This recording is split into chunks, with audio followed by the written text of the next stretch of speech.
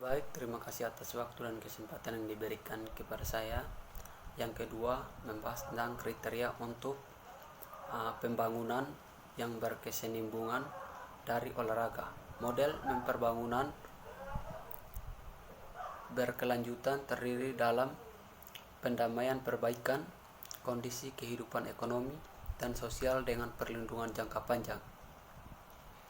Dari basis alamiah kehidupan untuk juga memberikan generasi masa depan kesempatan untuk berkembang, tidak hanya alam pemerintah, tetapi juga bisnis dan industri, semua kelompok sosial, dan memang setiap warga negara individu.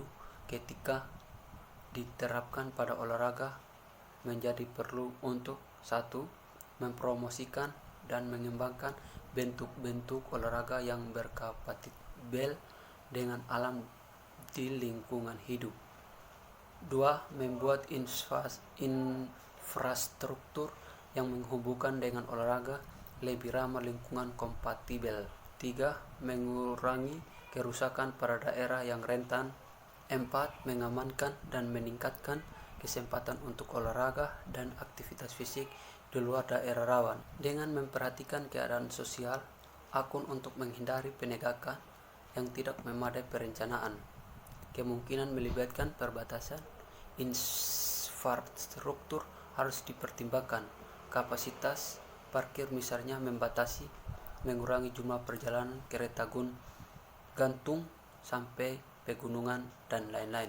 Bersangkutan yang mempengaruhi atau merusak alam atau lanskap pedesaan. Dengan demikian kegiatan olahraga harus mempertimbangkan karena tingkat ekologi ketahuan wilayah, karena yang bersangkutan untuk mengurangi kerusakan pada daerah rawan sejak awal, pada saat yang sama memenuhi tugas menyediakan untuk rekreasi, konservasi alam. Perwakilan olahraga harus lebih terlibat dalam perencanaan peluang dan lanskap tangguh sebuah dampak positif dan rekreasi.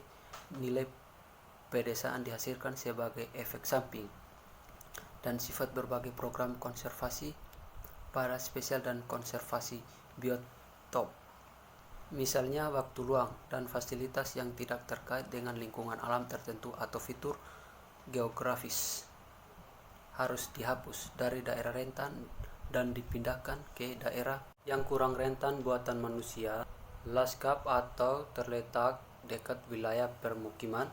Berbagai langkah-langkah seperti posting messenger mobil teman, melarang lalu lintas dari tertentu, jalan, papan informasi rute, tanda rute diinginkan, mempertahankan dan menutup rute yang tidak diinginkan.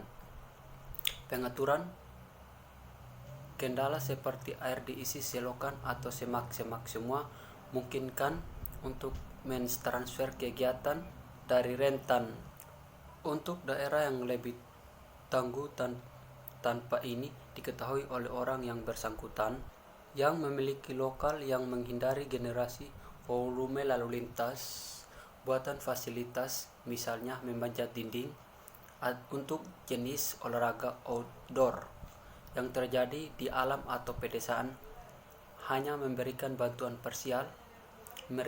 Mereka tidak menyediakan pengganti untuk mengalami alam dan mungkin dalam jangka waktu yang panjang, bahkan melayani untuk meningkatkan penggunaan dan dengan demikian tekanan pada alam yang cocok untuk menghindari dan menyelesaikan konflik yang timbul dalam tindakan sehubungan dengan jenis kegiatan dikejar di pedesaan dapat diringkas sebagai berikut.